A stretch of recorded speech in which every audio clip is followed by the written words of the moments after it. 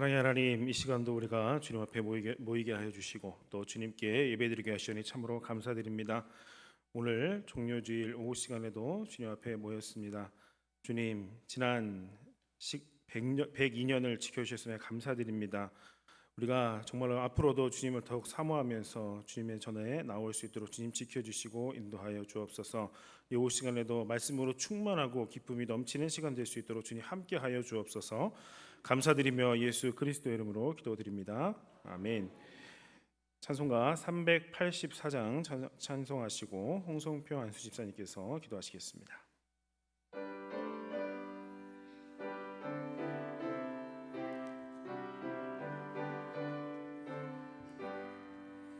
나의 갈 길 나가도록 예수 인도하시니 내 주 안에 있는 그 어찌 심하리요. 믿음으로 사는 자는 하늘 위로 받겠네. 무슨 일을 만나든지 만사형통하리라. 무슨 일을 만나든지 만사형통하리라. 나의 갈 길 나가도록 예수 인도하시니 어려운 일 당한 때도 족한 은혜 주시네. 나는 심히 고단하고 영혼 매우 가난하. 나의 앞에 반석에서 샘물 나게 하시네. 나의 앞에 반석에서 샘물 나게 하시네. 나의 갈 길 나가도록 예수 인도하시니 그의 사랑 어찌 큰지 말로 알 수 없도다. 성령 감화 받은 영혼 하늘 날아갈 때에 영영 부를 나의 찬송 예수 인도하셨네. 영영 부를 나의 찬송 예수 인도하셨네. 아멘.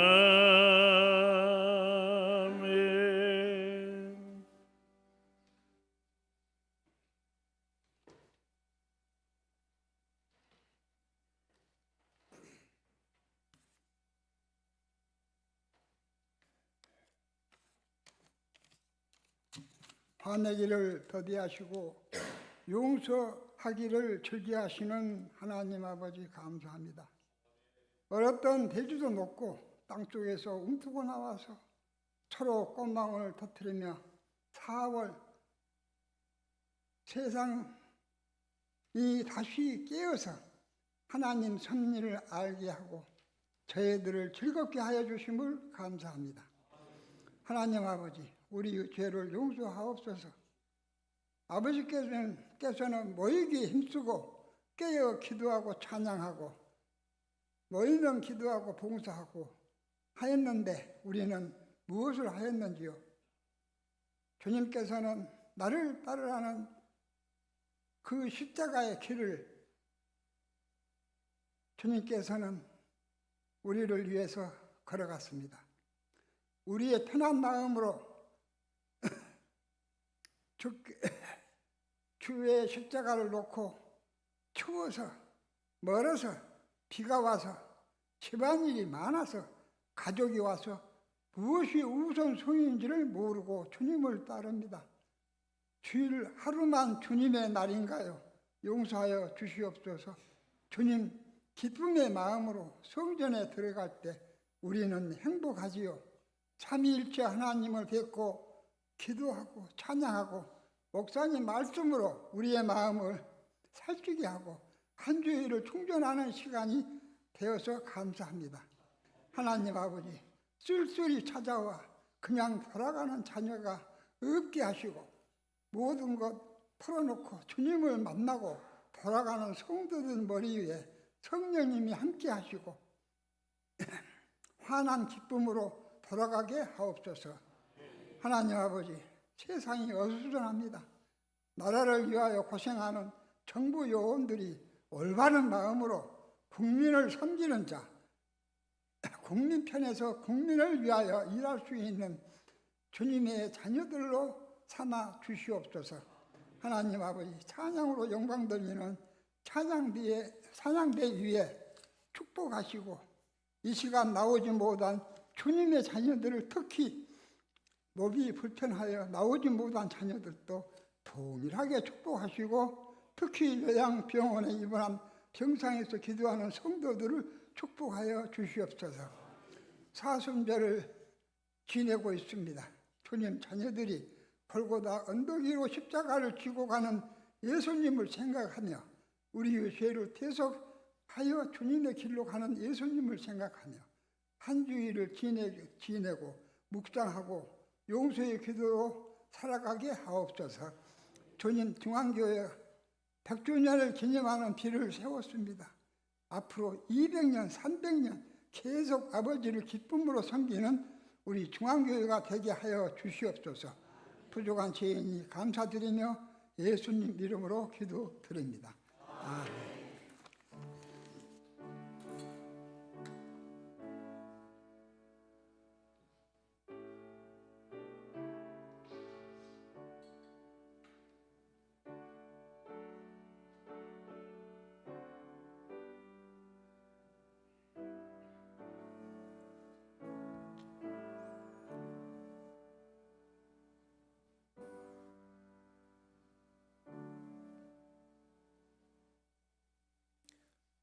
오늘 우리에게 주시는 하나님 말씀은 마가복음 6장 45절에서 52절의 말씀입니다.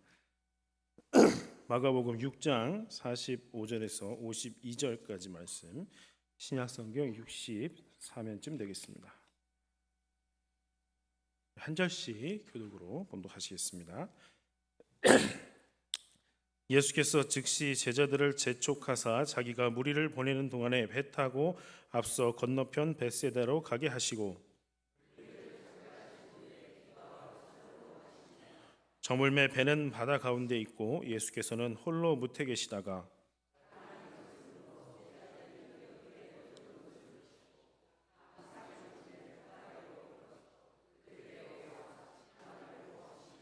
제자들이 그가 바다 위로 걸어오심을 보고 유령인가 하여 소리 지르니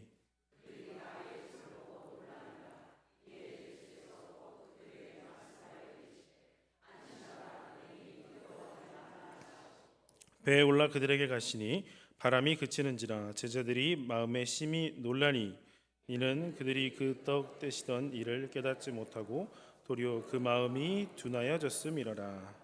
아멘. 이 시간 일남신도에 나오셔서 하나님께 찬양 올리시겠습니다.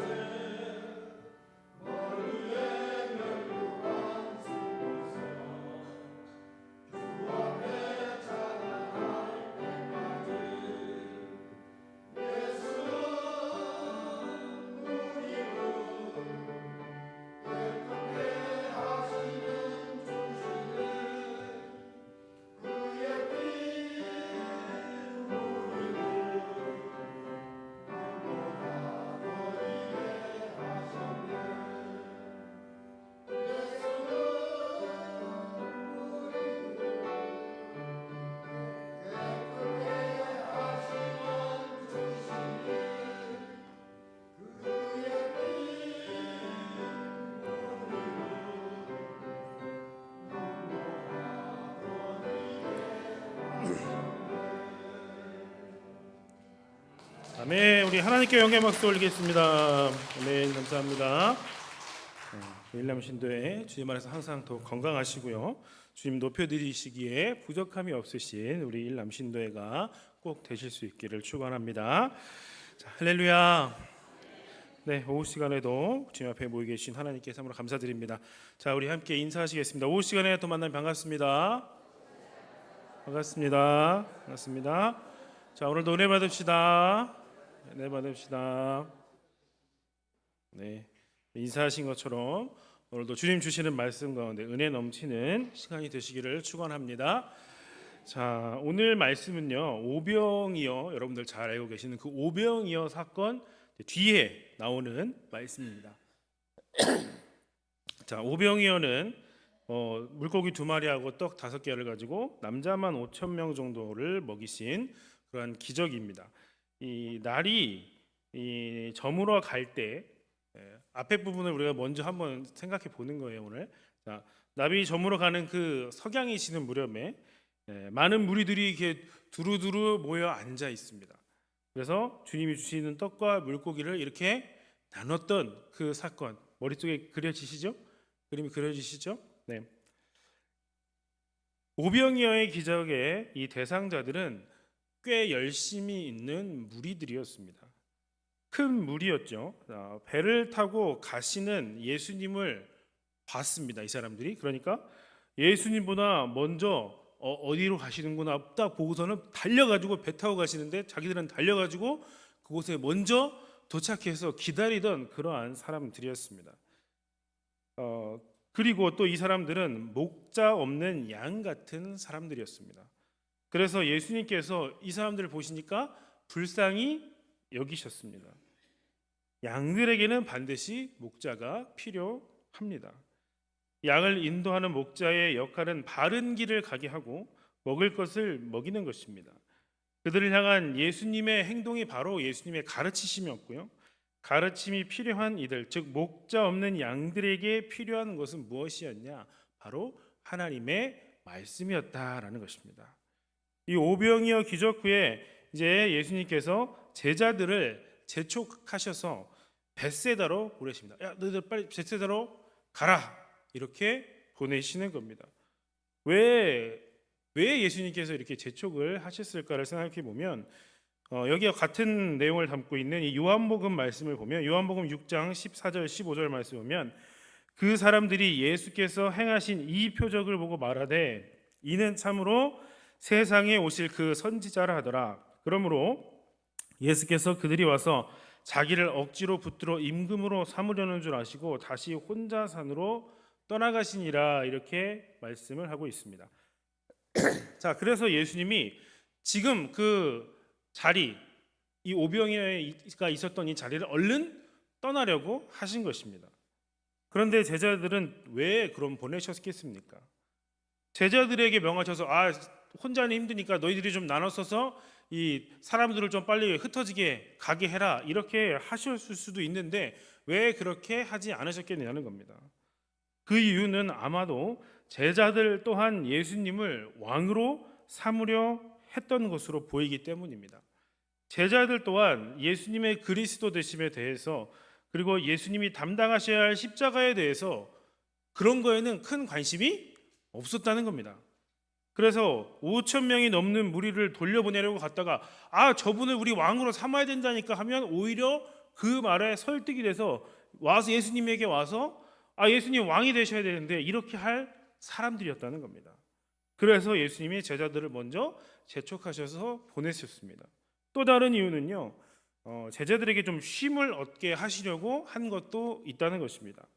따로 한적한 곳에 가셔서 쉬게 하시려다가 몰려드는 무리들 때문에 제자들이 지금 쉬지 못했던 상황이었습니다. 원래는 쉬게 하시려고 했던 거예요.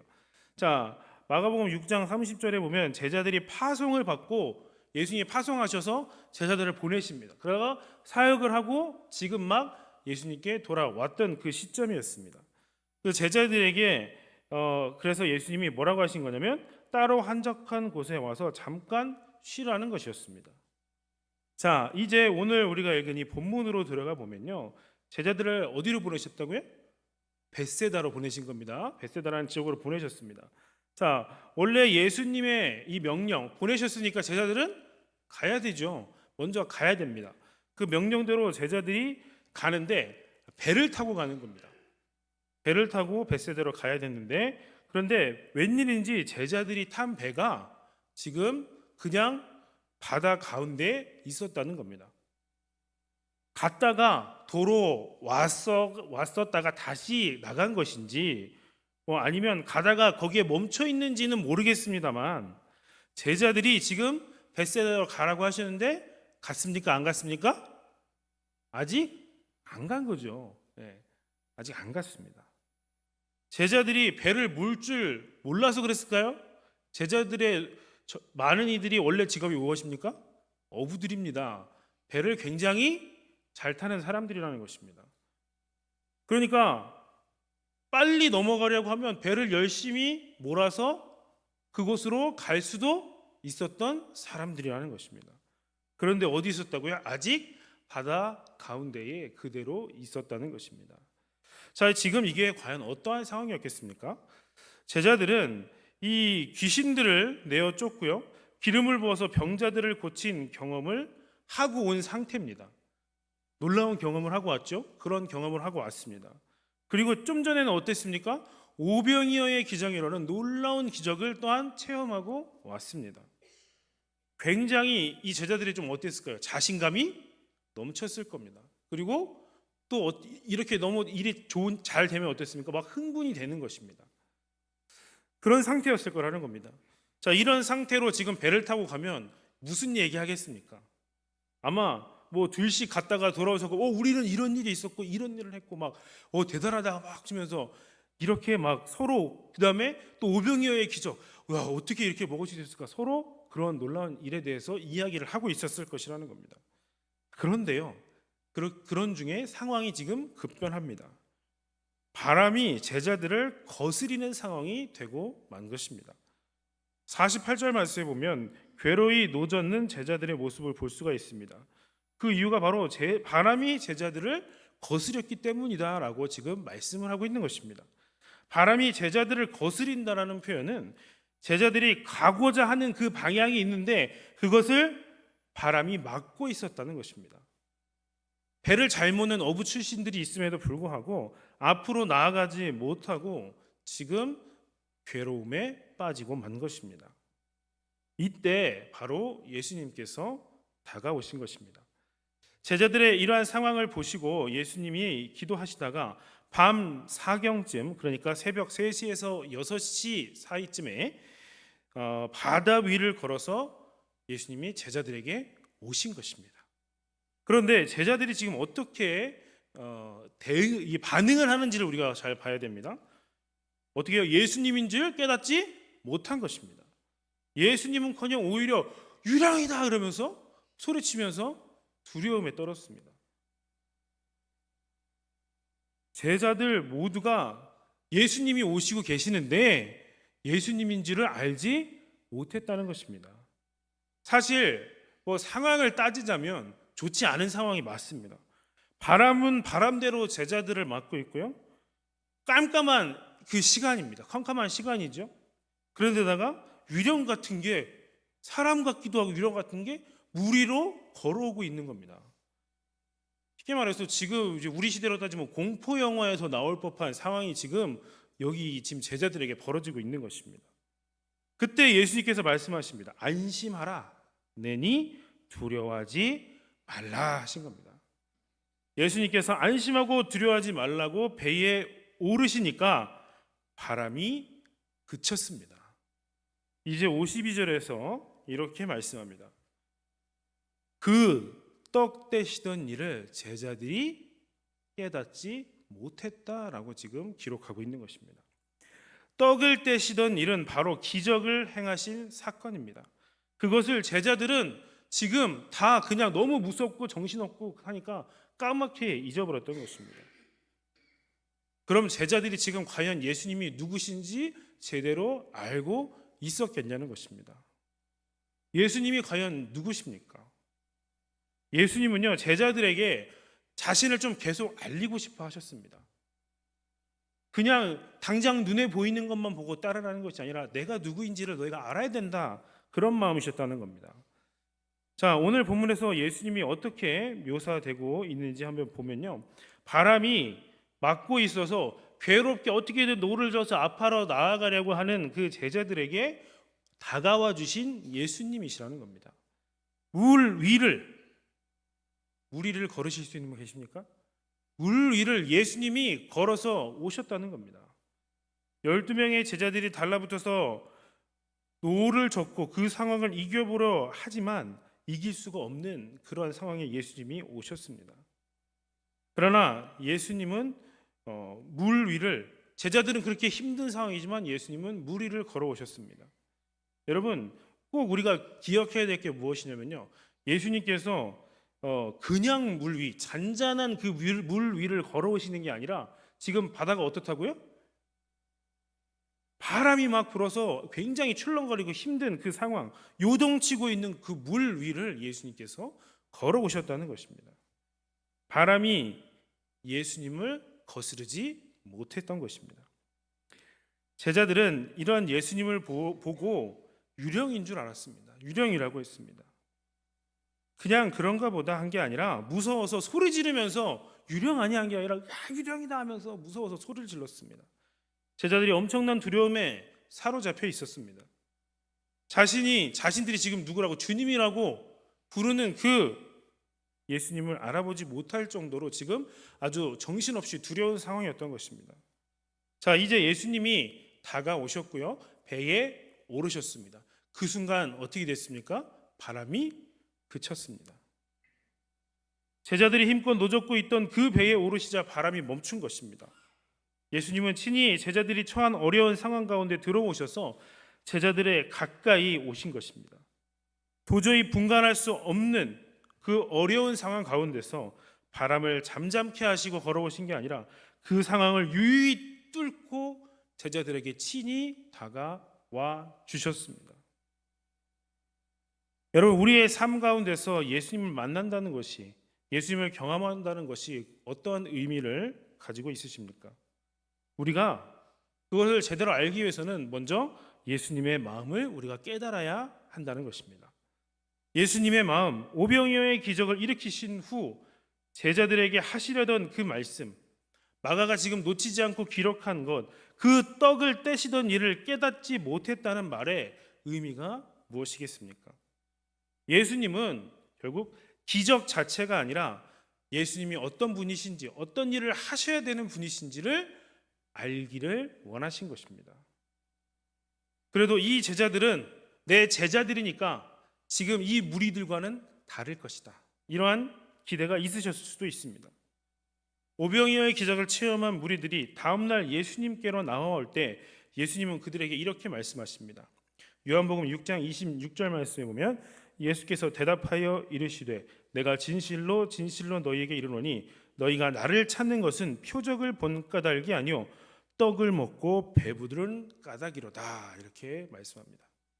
자, 이 무리들은요, 예수님이 어떤 분이신지를 중요하게 생각하고 관심을 갖는 것이 아니라 오히려 예수님이 보여주신 그 기적, 아니 그 기적도 아니라 지금 어제 그 배부르게 먹었던 그 기억, 그 배부름만을 생각해서 예수님께 오늘도 나아가면 뭘 좀 더 얻을 수 있지 않을까라는 생각을 가지고 있었던 겁니다.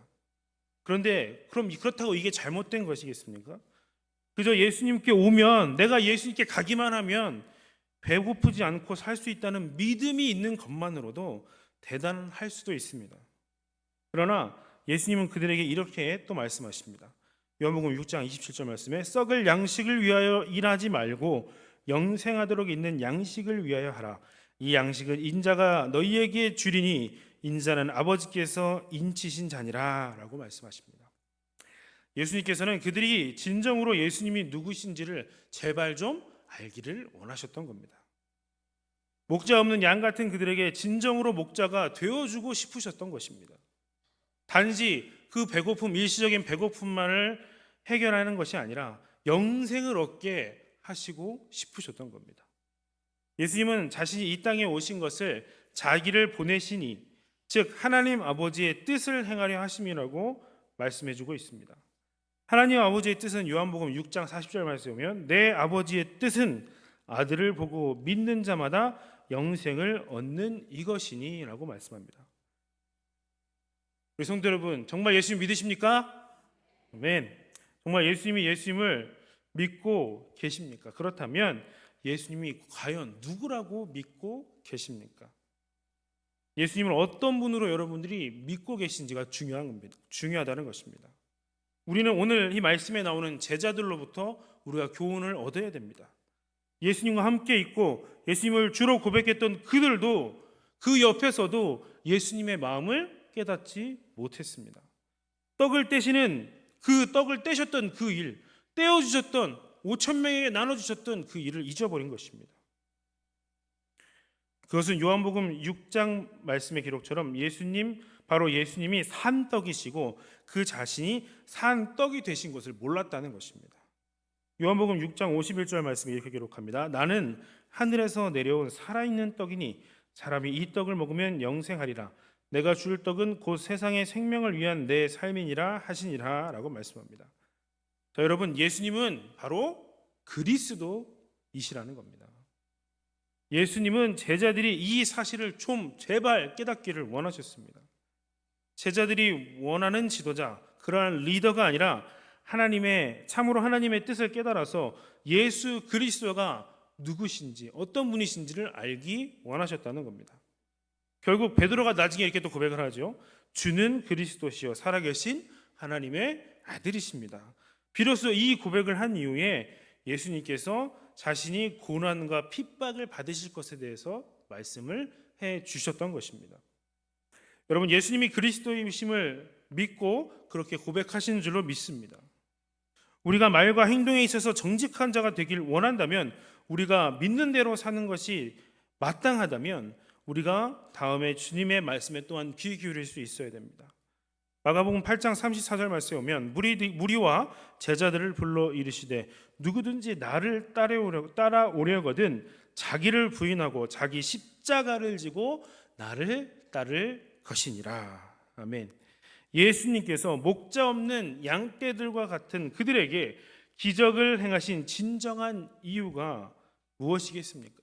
그저 한 끼 이 배고픔 해결해 주시기 위해서겠습니까? 그리고 제자들에게 너희가 먹을 것을 주라라고 말씀하신 진정한 이유가 무엇이겠습니까? 아마도 이제 시간이 지나서 이제 나중에 오순절 성령 강림 사건 이후에 제자들이 결국 나중에 그 자신들의 십자가를 짊어지고 갈 때 예수님께서 말씀하셨던 그 수많은 말씀들이 기억났을 것입니다. 자기 능력으로 기억 못해도 성령께서 다 깨닫게 하셨다는 것입니다.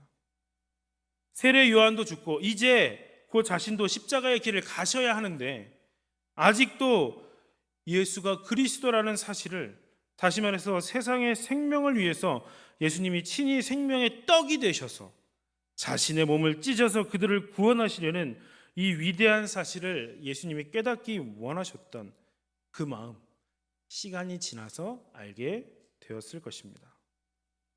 마지막으로 무리를 걸으신 그 일을 우리가 좀 기억했으면 좋겠습니다. 폭풍 속에 계시는, 잔잔한 바다 위에 계시는 분이 아니라 폭풍 속에 계시는 그 주님을 우리가 기억하자는 것입니다. 여러분, 바람이 우리를 막고 있을 때가 분명히 있습니다. 우리에게 평탄한 길만 있는 것이 아닙니다. 분명 예수님이 가라고 하신 그 길을 가는 동안에 닥치는 어려움이 있을 수가 있는데, 그때 우리는 혹 예수님 어디 계세요? 라고 원망을 하고 있지는 않으냐는 것입니다. 괜히 그 밤에 졸려 죽겠는데 이 길 가게 하셔가지고 하필이면 또 여기 풍랑까지 만나게 되었다고 예수님을 원망하고 있지는 않으시냐는 겁니다. 또는 어둠 속에서 아무것도 보이지 않는다고 불평하고 있지는 않으시냐는 겁니다. 괴로운 가운데 우리가 무엇을 생각해야겠습니까? 몸도 지치고 힘든데 우리가 무엇을 바라보게 되시겠습니까? 두려움에 사로잡혀서 예수님도 못 알아볼 정도가 된 우리가 지금 아닌가, 그 제자들의 모습이 바로 우리의 모습이 아닌가 하는 것입니다. 예수님이 분명 우리와 함께하고 계시는데 우리는 예수님이 계시지 않는다고 원망할 때가 있다는 겁니다. 그렇기 때문에 여러분, 우리가 우리의 믿음의 믿음의 눈을 우리가 들어서 봐야 하는 것입니다. 풍랑이 닥쳐와도 우리는 그 가운데서 믿음으로 주님을 바라봐야 합니다. 왜냐하면 주님은 우리가 그 상황을 이겨내기를 원하시기 때문입니다. 우리가 믿음을 보여야 하는 곳은 우리의 삶 속에서 우리가 우리의 믿음을 보여야 됩니다. 그런데 우리의 삶은 어떤 면에 보면 늘 폭풍 속 같기도 하고 두려움 속에 있는 것 같기도 합니다. 그럴 때 우리가 어떻게 해야 되겠습니까? 다가오시는 주님을 보고도 두려워하면서 무섭습니다, 유령이다 소리를 쳐야 되겠습니까? 진정 우리의 믿음이 우리의 삶 가운데서 잘 드러나야 합니다. 주님이 가라고 하신 그 길을 가는 동안에 닥치는 그 어려움과 환난을 무엇으로 이겨내야 되느냐? 우리가 믿음으로 이겨내야 한다는 것입니다.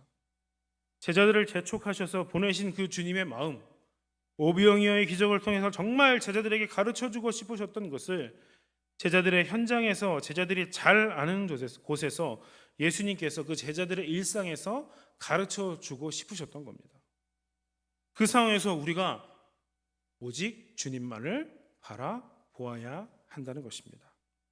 베드로가 예수님이시라면 나로 무리로 오라 하소서 했을 때 다른 거 바라보지 말고 오직 예수님만 바라봤어야 되는 것입니다. 주님이 가라신 길을 가는 것, 그것은 지쳐도 우리가 감당해야 하는 것입니다. 주님이 가라고 하신 길, 그 길은 주님이 함께 하실 때, 내 힘으로 안 되니까 당연히 주님이 함께 하실 때 우리가 이길 수가 있는 것입니다. 여러분, 주님이 가라신 그 길에서 주님을 바라보고 있으십니까? 당연하게 있을 바람과 어둠 속에서 예수님 당신이 그리스도이십니다 라고 고백할 수 있으시겠습니까? 우리 모두가 그러한 고백을 할 수 있는 믿음의 사람들이 되기를 축원합니다. 여러분, 브라운 아이드 소울이라는 이제 대중 가수가 있습니다. 잘 모르실 텐데 이게 유명한 이제 가수들이긴 한데, 이 사람들이 왜 말씀드리냐면 대중 가수이지만 신앙을 가지고 있는 사람들이기 때문에 앨범을 이렇게 만든다면 거기에 자작곡을 넣든지 찬양곡을 이렇게 넣어가지고 한 곡씩 이렇게 넣어서 함께, 심지어 자기들 콘서트에서도 찬양을 그렇게 하고 합니다. 자, 그 사람들이 이제 아주 삶 속에서 당당한 그리스도인으로서 살아가려고 노력하는 사람들이라는 것입니다. 근데 이들이 불렀던 노래 중에 제목이 폭풍 속의 주라는 곡이 있습니다. 가사를 제가 좀 읽어드릴게요. 잔잔하던 내 바다, 거센 바람 불어와 지친 내 몸을 흔드네. 고요하던 내 맘은 쓸쓸한 밤 홀로 헤매이고, 거센 파도 나를 덮쳐도 오직 주님만 바라봅니다. 내 모든 걸 아시는 주님, 모든 짐을 주께 맡기네. 이끄소서 만왕의 주, 날 붙드소서 전능의 주여, 잡으소서 생명의 주, 날 건지소서 폭풍 거치고 비추리라. 이렇게 찬양을 하고 있습니다. 이들이 자신의 처한 이 세속의 음악 세계에서 당당히 주님을 바라보겠다는 고백을 하고 있다는 것입니다. 이제 우리도 우리의 삶 속에서 이렇게 노래할 수 있기를 바랍니다. 또한 우리가 그 노래하고 고백하는 대로 살아갈 수 있기를 바랍니다. 어떻게 해요? 오직 주님만 바라보는 것입니다.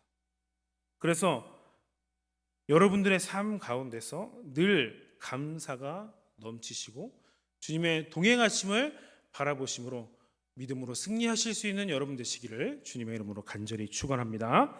함께 기도하시겠습니다.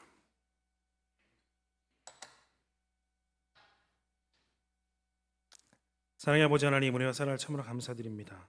우리 귀한 주에 허락하시고 또 오후 시간에도 주님 앞에 나와서 예배드리게 하시니 참으로 감사드립니다. 하나님, 우리가 이 시간 예수님의 마음을 알기를 소원합니다.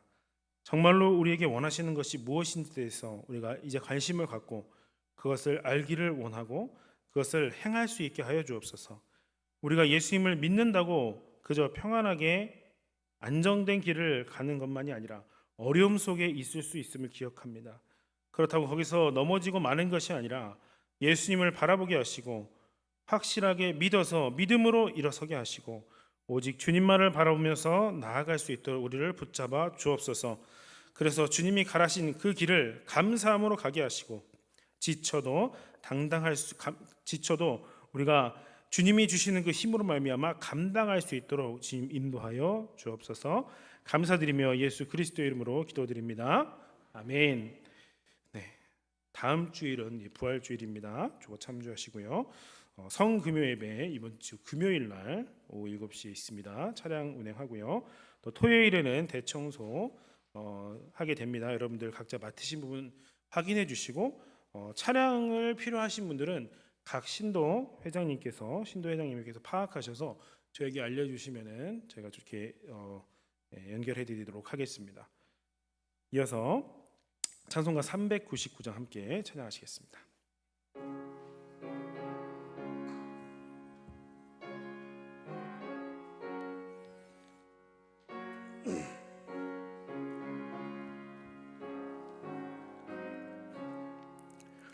어린 양들아 두려워 말아라. 주님 우리와 함께 하신다. 하늘과 땅의 모든 권세로 그 양떼들을 항상 지키신다. 오직 믿음으로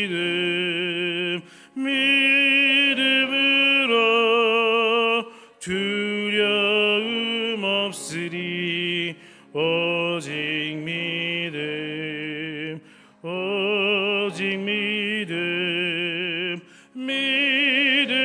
믿음으로 두려움 없으리. 오직 믿음. 어린 양들아 두려워 말아라. 주가 내 갈 길 인도하신다. 마라 예수를 달게 하신 주 그 동산에서 피땀 흘리셨네. 오직 믿음으로 두려움 없으리. 오직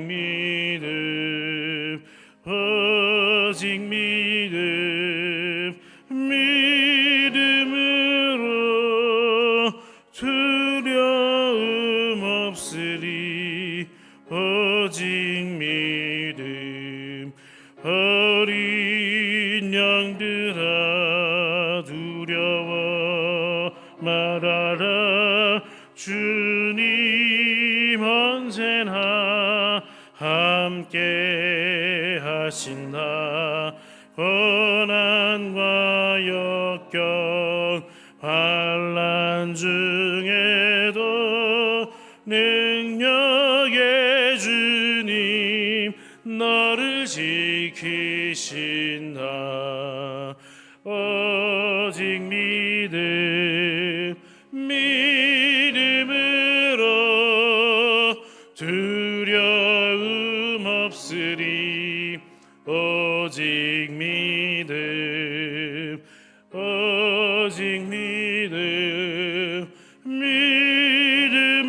믿음으로 두려움 없으리. 오직 믿음.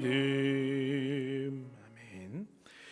이제는 우리 구주 예수 그리스도의 거룩하신 은혜와 하나님 아버지의 극진하신 사랑하심과 성령의 감화감동하시고 교통하시며 우리와 늘 함께하여 주심이 오늘 주님 앞에 모여 예수님을 바라보며 믿음으로 주님을 바라봐서 주님께 힘을 얻기를 소원하는 모든 성도들 머리 위에 이제로부터 영원토록 함께해 주시기를 간절히 축원하옵나이다.